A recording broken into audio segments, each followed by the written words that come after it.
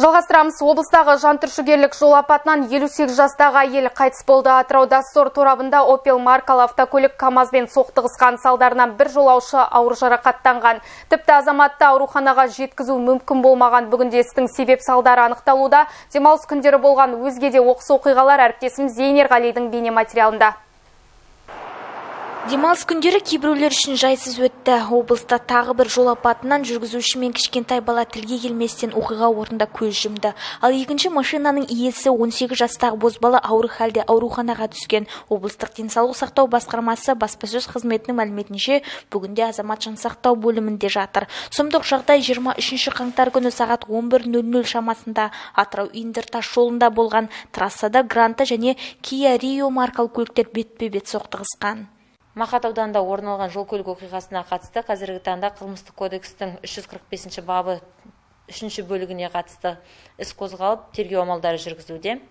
Махамбет ауданында орын алған жол көлік оқиғасына қатысты қазіргі таңда Қазақстан Республикасы қылмыстық кодексінің 345 бабы 4 бөлігімен іс қозғалып, тергеу амалдары жүргізілуде.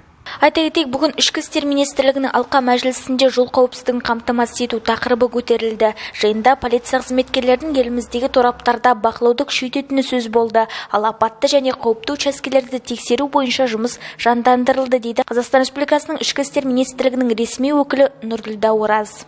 Жол жағдайы қолайсыз немесе көліктің техникалық жай-күйі сәйкес келмеген жерлерде полиция қызметкерлері жолды немесе көлікті күтіп ұстауға жауапты адамдарға қатаң шара қолданады. Автопатруль арқылы жол қозғалысын қадағалауды 2000-ға жуық экипаж жүзеге асырады.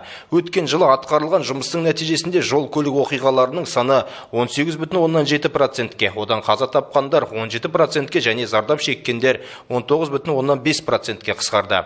Айта кетейік, өткен жылы 5,7 миллионнан астам жол қозғалысы ережелерін бұзушылыққа жол берілмеді. Оның 2,6 миллионы автоматты тіркеу жүйесінің көмегімен анықталды.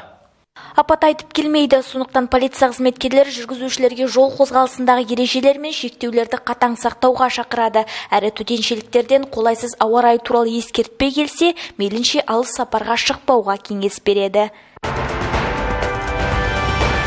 Зейнер Ғали, Артур Ботпанов, Атырау арнасы.